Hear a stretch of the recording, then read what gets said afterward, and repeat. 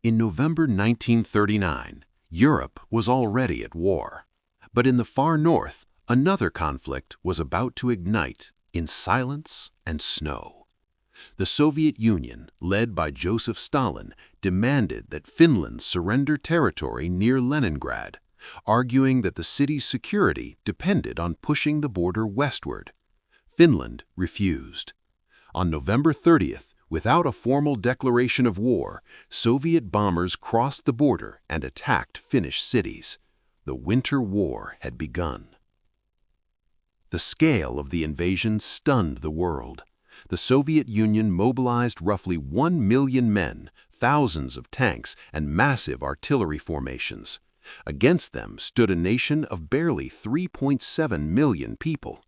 Finland could field only around 300,000 troops, many of them reservists. Equipment was limited. Anti-tank weapons were scarce. Ammunition had to be conserved carefully. On paper, the outcome seemed inevitable.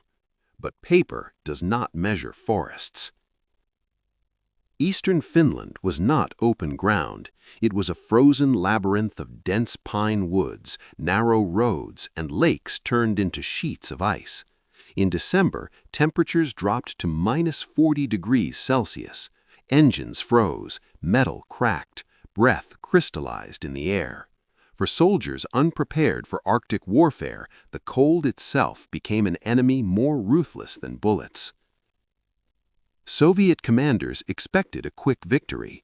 Their strategy relied on overwhelming force, columns of infantry and armor pushing along the few available roads.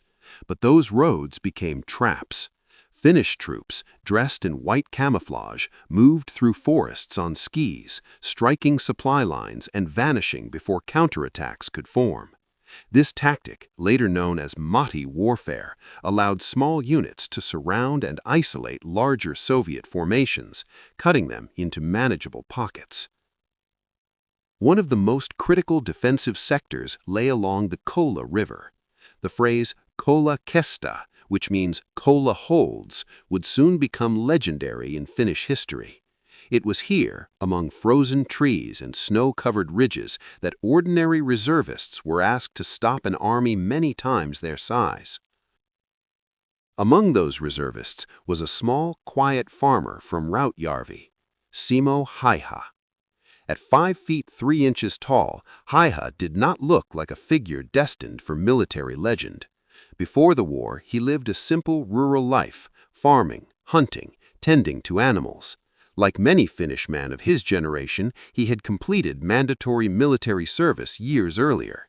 He was not a career soldier, he was not famous, he had no special rank, but he possessed something the invading army did not fully understand: a lifetime of experience moving silently through snow-covered forests.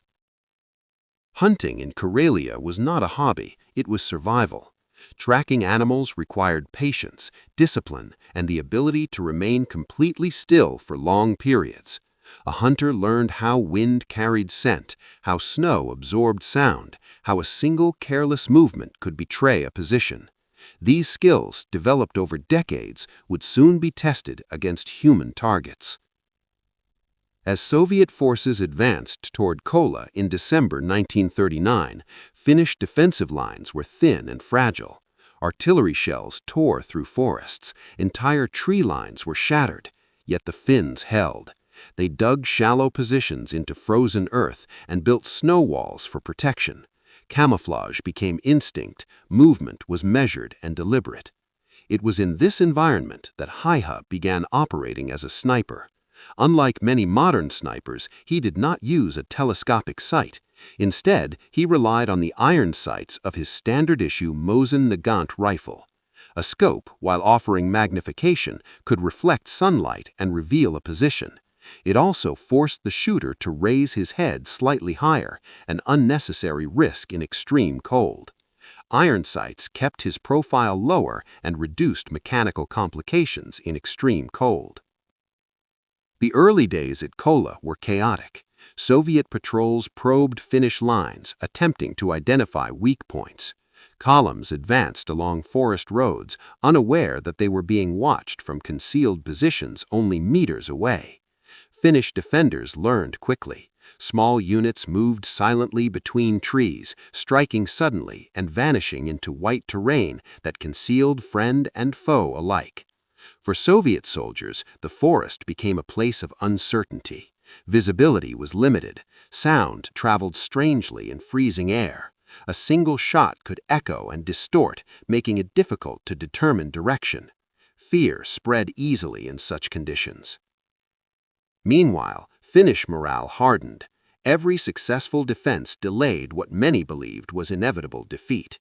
International observers expected Finland to collapse within weeks. Instead, resistance stiffened. News of unexpectedly heavy Soviet losses began reaching foreign newspapers. The narrative shifted from hopeless defense to stubborn defiance. But at this stage, no legend had yet formed. Häyhä was simply one soldier among thousands, lying in snow, waiting. There were no dramatic speeches, no grand declarations, only the quiet rhythm of breath against freezing fabric and the steady alignment of iron sights against distant movement. The larger strategic picture remained grim. The Soviet Union continued to pour reinforcements into the region. Tanks pushed forward where terrain allowed. Artillery barrages intensified. Entire sections of forest were flattened in attempts to break Finnish lines. Supplies for the defenders were stretched thin. Every bullet had to count. In the coming weeks, something would begin to change. Reports would circulate among Soviet units of an unseen marksman operating in the Kola sector. Patrols would fail to return.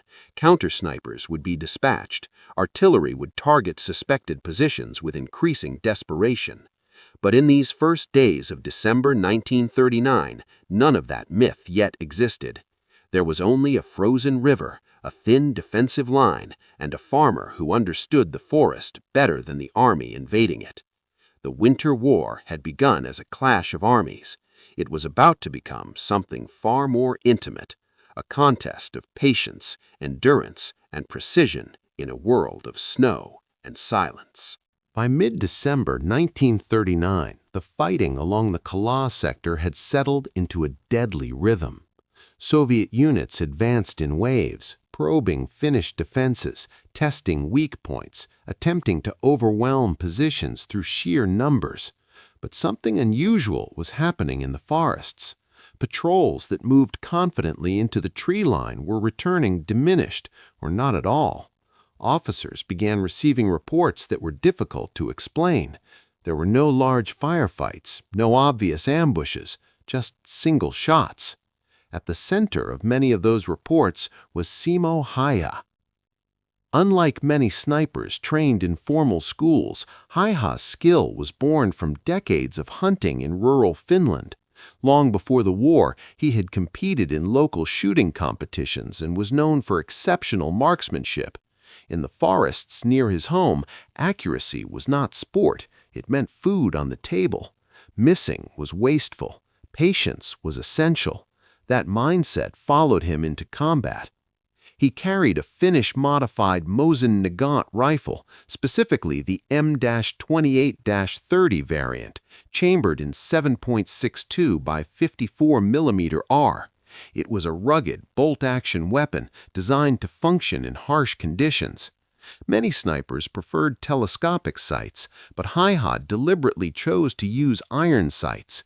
A scope could fog in extreme cold. It could reflect sunlight and reveal a hidden position.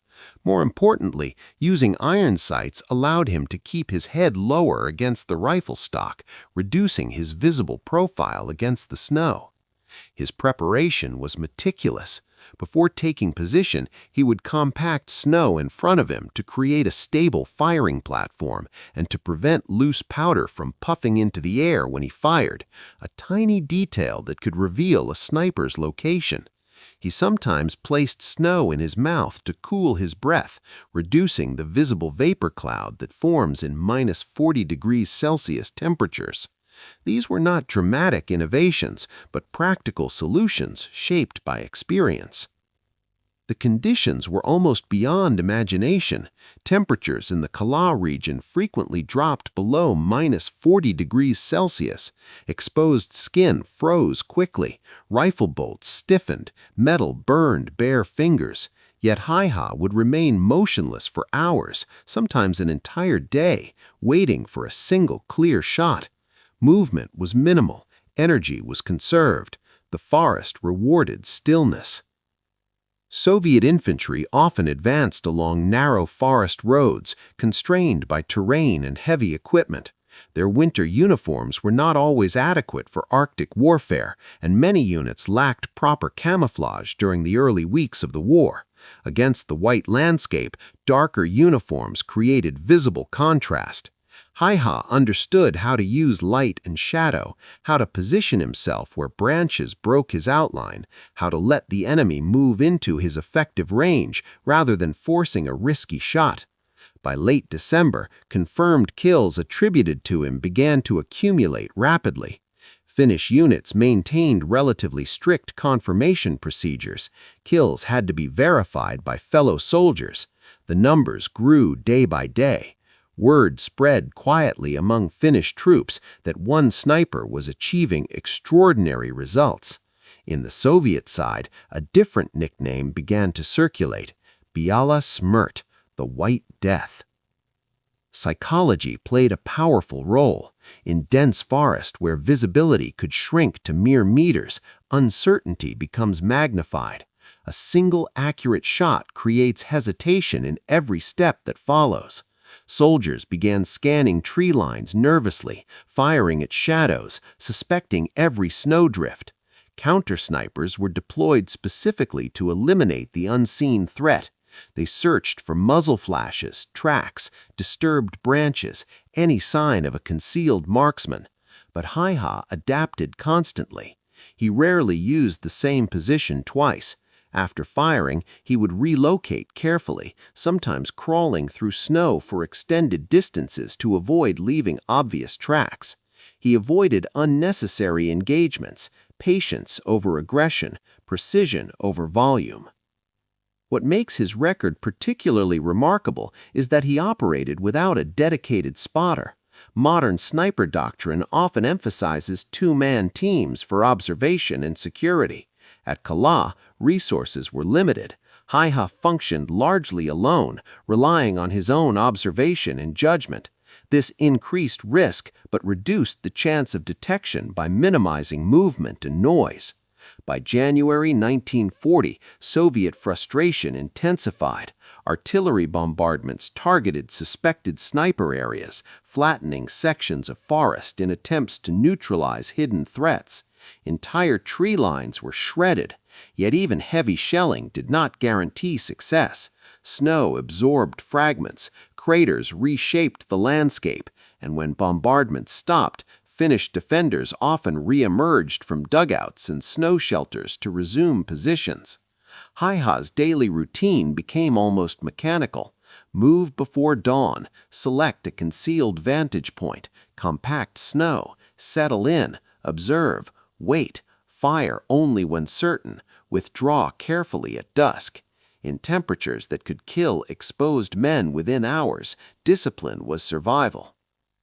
His confirmed sniper kills during the Winter War would ultimately reach 542 within a period of roughly 98 days, a figure widely cited in Finnish military records. Some historians also attribute additional kills to him using a submachine gun at closer range, though those numbers are separate from the confirmed sniper count.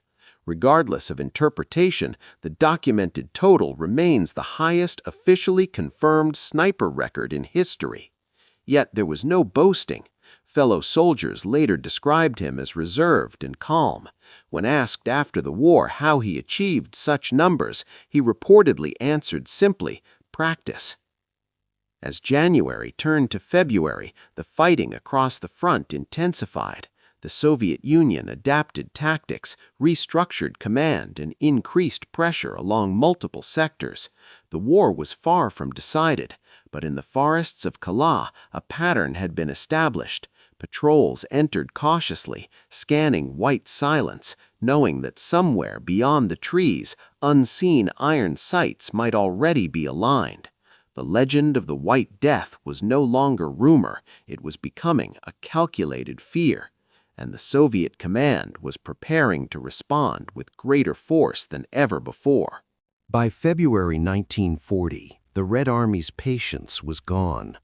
What had begun as scattered reports of a highly effective Finnish marksman had turned into a serious tactical problem. Soviet commanders understood that morale was eroding in certain sectors, especially around Kola. Entire patrols were hesitating before entering tree lines. Officers were forced to move cautiously, aware that a single exposed silhouette could end a career or a life instantly. The name White Death was no longer whispered mockingly, it carried weight. The sniper at the center of this storm was still the same quiet reservist, Simo Häyhä. The Soviet response escalated. Counter-sniper teams were deployed with specific orders to eliminate him. These were trained marksmen equipped with optics, scanning suspected Finnish positions through telescopic sights. Their strategy relied on provoking a shot, exposing a helmet, shifting deliberately, attempting to draw fire and trace its origin. In theory, this cat-and-mouse game should have neutralized a lone sniper operating without a spotter. But theory struggles in Arctic forest. Häyhä rarely fired impulsively. If something appeared staged or unnatural, he simply did not take the shot. Hours could pass without movement. His advantage was not technology, but restraint. Counter-snipers searching for muzzle flashes found nothing. Those waiting for visible breath vapor saw only drifting frost. Even tracking footprints proved unreliable. Snowfall and shifting winds erased evidence within hours. Frustration grew. Soviet artillery units were ordered to bombard areas believed to conceal sniper nests. Entire sections of woodland were obliterated. Trees shattered and collapsed under shell fire. Snow erupted into clouds of ice and splintered wood. The goal was simple. If the sniper could not be found, the forest itself would be destroyed. But artillery had limits. Snow absorbed shrapnel. Trenches and shallow dugouts protected defenders. When shelling stopped, Finnish soldiers often reoccupied positions, adjusting to the altered terrain. For Häyhä, a destroyed tree line was not necessarily a disadvantage. Broken trunks and craters created new concealment opportunities. The landscape kept changing, and he adapted with it. Psychological strain intensified on both sides. For Soviet infantry, every step forward carried invisible risk. Movement slowed. Units clustered more tightly for security, ironically making them more vulnerable to accurate long-range fire. Officers had to push men forward under mounting anxiety. A single precise shot could freeze an entire advance. On the Finnish side, resources were running dangerously low. Ammunition was finite. Supplies were stretched thin across multiple fronts of the Winter War. The Soviet Union continued reinforcing with fresh divisions, armor, and heavy artillery. Strategic pressure increased daily. Even as individual defenders achieved extraordinary results, the broader balance of power remained uneven. In this environment, Häyhä's discipline became even more critical. He maintained a routine shaped by necessity. Before dawn, he moved carefully into position. He chose ground with both visibility and escape routes. Snow was packed firm to prevent the telltale puff that could reveal a shot. He aligned his body low, minimizing silhouette. Then he waited. Temperatures still plunged below -40 degrees Celsius. Frostbite was a constant threat. Metal components stiffened, fingers numbed. The human body naturally trembles in such cold, but controlled breathing and training can steady a rifle. Years of hunting had conditioned him to remain motionless despite discomfort.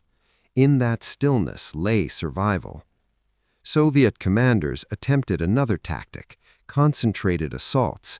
Rather than sending small patrols, they pushed larger formations forward with heavy covering fire.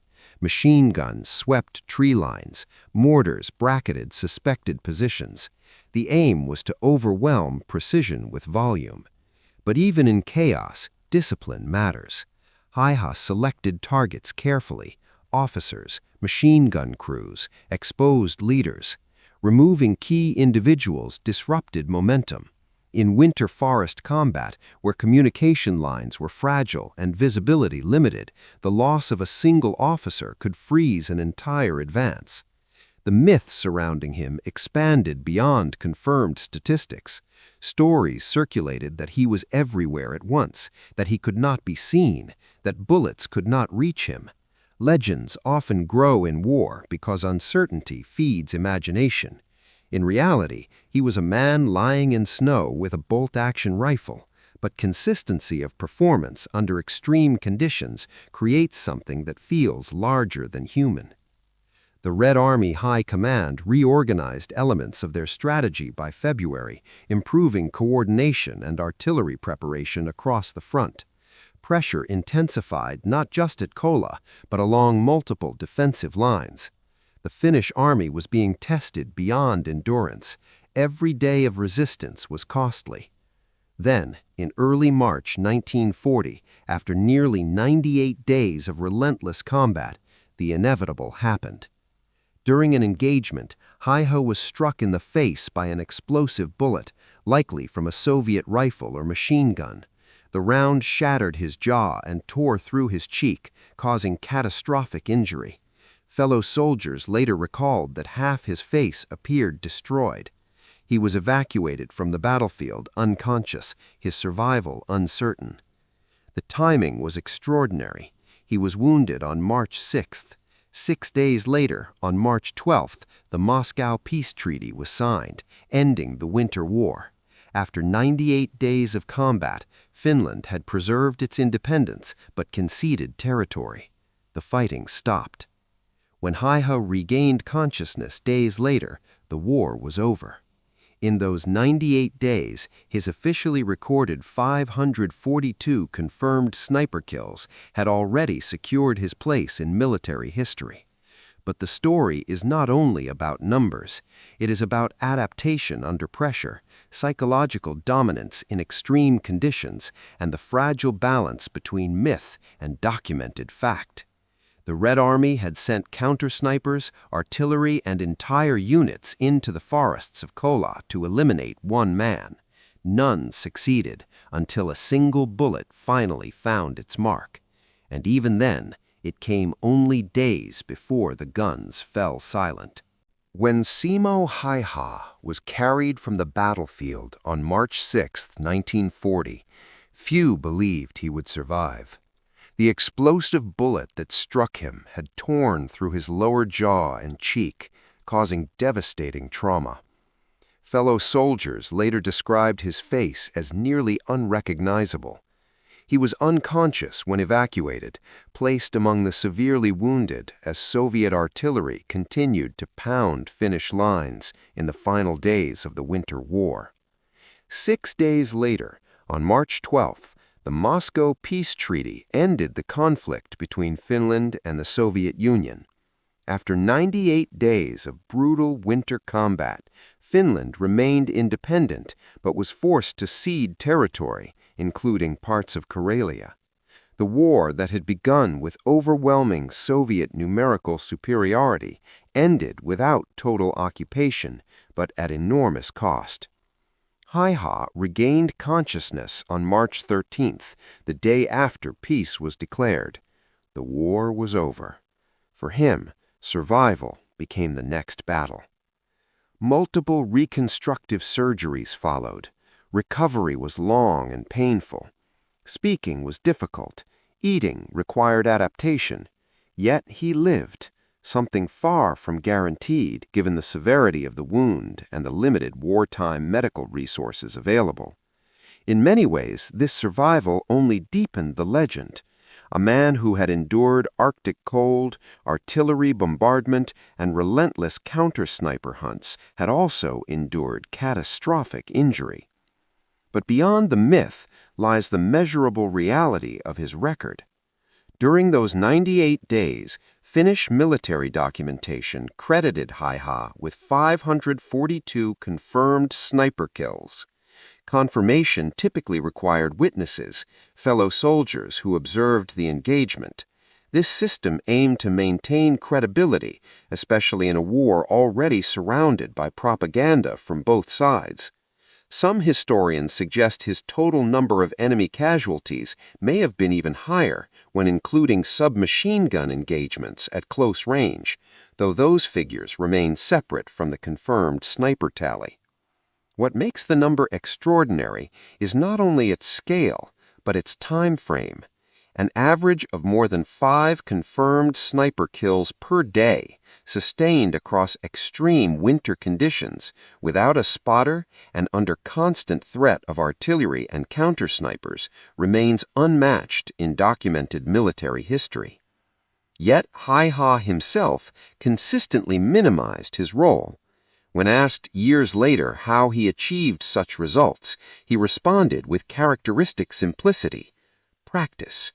There were no claims of supernatural skill, no embellishment. Those who knew him described him as modest, reserved, and reluctant to discuss the details of killing. Shortly after the war, he was promoted from corporal to second lieutenant, a significant jump in rank, personally approved by Finnish leadership. It was one of the largest single promotions in Finnish military history at the time. The recognition reflected not only his individual performance, but also the symbolic power his story carried for a nation that had resisted overwhelming force. International observers took notice as well. The Winter War had already drawn global attention because of Finland's unexpected resilience. Häyhä's record became part of that narrative, an example of how terrain, training, and individual discipline could offset numerical inferiority. Military analysts later studied Finnish winter tactics, including camouflage, ski mobility, decentralized command structures, and the effective use of small unit marksmanship. But the broader strategic picture must remain clear. The Soviet Union ultimately achieved some territorial objectives. Finland suffered heavy casualties and material losses. The war exposed weaknesses in Soviet leadership and preparedness, leading to internal reforms within the Red Army before the German invasion in 1941. In that sense, the Winter War had consequences far beyond the forests of Kola. For Häyhä personally, post-war life was quiet. After lengthy medical recovery, he returned to civilian existence. He became a moose hunter and dog breeder, living largely away from public spotlight. He did not seek fame. Interviews were rare. When journalists asked whether he felt remorse, he reportedly stated that he had done only what he was ordered to do, as well as he could. The contrast between legend and lifestyle is striking. The man known as the White Death lived peacefully for decades after the war, passing away in 2002 at the age of 96. He witnessed a world transformed by conflicts far larger than the one in which he became famous. His story forces difficult questions. What creates a legend in war? Numbers, survival, fear, or symbolism? Was it the 542 confirmed kills that defined him, or the discipline that made those numbers possible? In a conflict shaped by freezing temperatures and overwhelming odds, he became a symbol of precision against mass. But perhaps the most remarkable detail is this: throughout the entire Winter War, despite artillery barrages, counter-sniper teams, and concentrated assaults, no Soviet soldier ever successfully located him before the shot that finally struck him. For 98 days, he remained a hidden constant in a landscape of chaos. A farmer entered the forest in December 1939 with a standard rifle and winter camouflage. By March 1940, he had become the most lethal confirmed sniper in recorded military history. And when the guns fell silent, he returned not to myth, but to silence. When the guns fell silent in March 1940, the forests of eastern Finland were scarred beyond recognition. Trees were splintered, craters froze into the earth, and thousands of soldiers on both sides would never return home. The Winter War lasted only 105 days, but its consequences echoed far beyond that winter. For Finland, survival came at the cost of territory. For the Soviet Union, victory exposed weaknesses that the world had not expected to see. And for Simo Häyhä, the war ended in a hospital bed. His face required years of reconstruction. Surgeons rebuilt shattered bone. Recovery was slow, painful, and uncertain. Speaking clearly took time. Eating normally took longer. Yet he endured, just as he had endured the cold and the artillery and the endless hours of stillness in snow. Survival itself became a quiet continuation of his discipline. But outside hospital walls, something else was happening. His name was spreading. During the war, foreign correspondents had already reported on Finland's fierce resistance. Small ski troops defeating larger mechanized units, improvised incendiary weapons later nicknamed Molotov cocktails. The narrative of the underdog nation resisting a superpower captured global attention.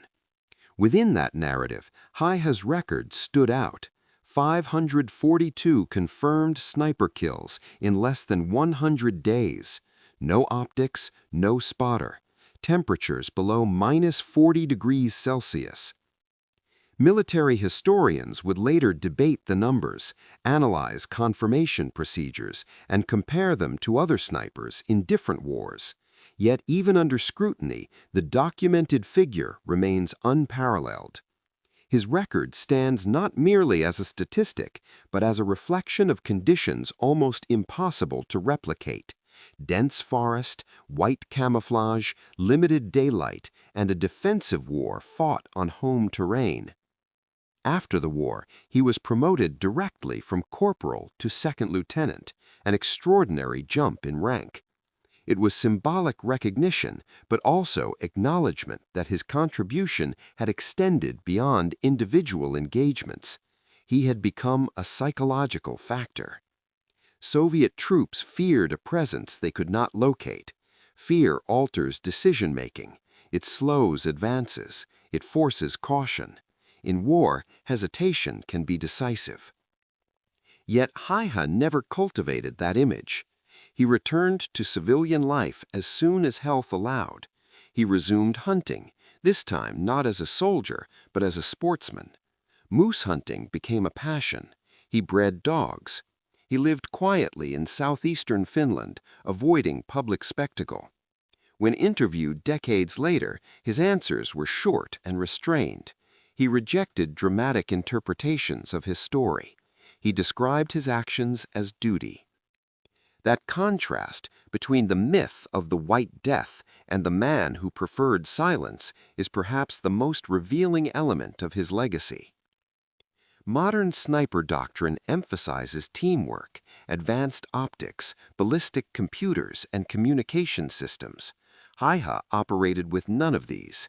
His success relied on fundamentals: concealment, patience, range estimation, breath control, and terrain awareness. His rifle, a Finnish-modified Mosin-Nagant, was reliable but not extraordinary by global standards. His camouflage was simple white fabric. His greatest advantage was familiarity with environment. The Winter War itself reshaped military thinking. The Soviet Union recognized critical weaknesses in leadership, coordination, and winter preparedness. Reforms followed. When Germany launched Operation Barbarossa in 1941, the Red Army that resisted was not identical to the one that struggled in Finland. In that indirect way, Finland's resistance, including the defensive battles at Kola, influenced the broader trajectory of the Second World War. But history is not shaped by individuals alone. It is shaped by systems, strategies, and political decisions. Häyhä did not change the treaty terms. He did not alter territorial concessions. Finland still lost land. Thousands of Finnish soldiers still died. The war remained brutal and costly. So what then defines his place in history? Perhaps it is the combination of scale and restraint.